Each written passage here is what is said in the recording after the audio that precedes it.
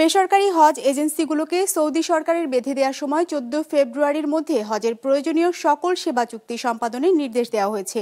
সচিবালয় সংবাদ সম্মেলনে ধর্ম উপদেষ্টা জানান, আগামী বছর থেকে ওপেন টেন্ডারের মাধ্যমে অন্যান্য এয়ারলাইন্সের মাধ্যমে হজ যাত্রী পরিবহন করা যাবে। 250-টিরও বেশি ডিজাইন অপশন নিয়ে ওয়ালটন স্মার্ট ফ্রিজ, বোঝে আপনার প্রয়োজন।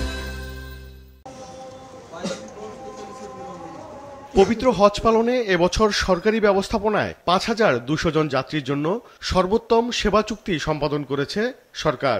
তবে বেসরকারি ব্যবস্থাপনায় 81,900 হজযাত্রীর মধ্যে এজেন্সিগুলো চুক্তি সম্পাদন করেছে 45,000-এর।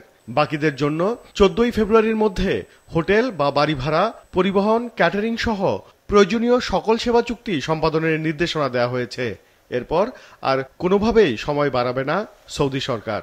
সৌদি সরকারের পক্ষ হতে হজ সেবা দানকারী কোম্পানির সাথে 14 ফেব্রুয়ারির মধ্যে সকল চুক্তি সম্পাদনের নির্দেশনা দেওয়া হয়েছে এবং এই ডেডলাইনের মধ্যে তাদের পক্ষ হতে সকল চুক্তি সম্পন্ন করার জন্য তাগিদ দিচ্ছেন।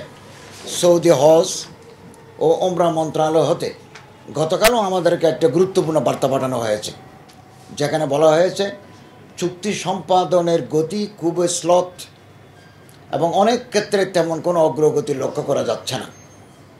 ডেডলাইন 14 ফেব্রুয়ারি এবং এটা কোনোভাবেই বাড়ানো হবে না।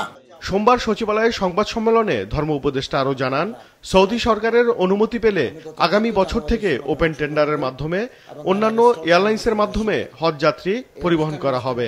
টিকিটের এই যে অস্বাভাবিক মূল্য বৃদ্ধি করল দ্বিগুণ, ত্রিগুণ, চতুর্গুণ, এর সাথে কারা জড়িত? স্বরাষ্ট্র মন্ত্রণালয়ের সিনিয়র সচিবকে সভাপতি করে 7 সদস্য বিশিষ্ট তদন্ত কমিটি গঠন করা হয়েছে। 15 কার্য দিবসের মধ্যে কমিটি প্রতিবেদন দেবে এবং এগুলো একটা টাস্কফোর্স 13 সদস্য সমন্বয়ের টাস্কফোর্স গঠন করা হয়েছে এবং ওনারা মনিটর করবেন। এজেন্সির গাফিলতির কারণে কোনো হজযাত্রী যেতে না পারলে উপযুক্ত ব্যবস্থা নেওয়ারও আশ্বাস দেন ধর্ম উপদেষ্টা। কাতার এয়ারওয়েজের সাথে আমরা কম্পিটিশনে যাব।